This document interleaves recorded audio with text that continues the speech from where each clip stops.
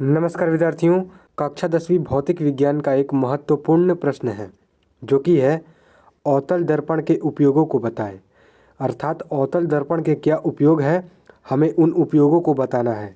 तो इस प्रश्न का उत्तर हो जाएगा अवतल दर्पण के उपयोग निम्नलिखित हैं, यानी कि अवतल दर्पण के जो उपयोग हैं वह नीचे की ओर लिखे हुए हैं। तो आइए जानते हैं। पहला उपयोग है हजामती दर्पण के रूप में, अर्थात दाढ़ी बाल इत्यादि बनाने के लिए जो दर्पण का उपयोग किया जाता है वह अवतल दर्पण ही होता है, क्योंकि अवतल दर्पण में हम बारीक से बारीक चीज़ों को स्पष्ट देख सकते हैं, इसलिए हजामती दर्पण के रूप में अवतल दर्पण का उपयोग किया जाता है।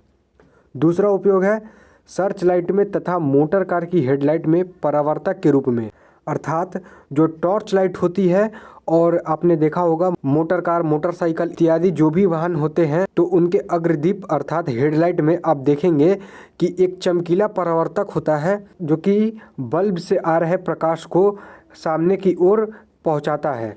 तो वह जो चमकीला परावर्तक होता है वह अवतल दर्पण ही होता है, जिसके कारण प्रकाश समांतर आगे की ओर जा पाती है।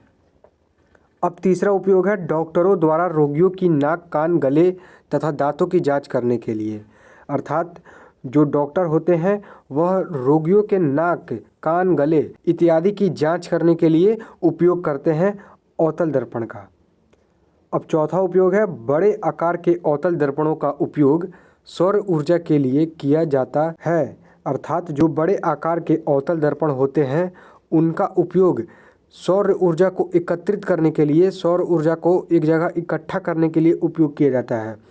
क्योंकि अवतल दर्पण जो होता है वह सूर्य से आते हुए प्रकाश को किसी एक बिंदु पर केंद्रित करता है, अभिसरित करता है। तो इसलिए बड़े आकार के अवतल दर्पण का उपयोग सौर ऊर्जा के लिए किया जाता है। आशा है कि आप इस प्रश्न को अच्छे से समझ गए होंगे। धन्यवाद। जय हिंद।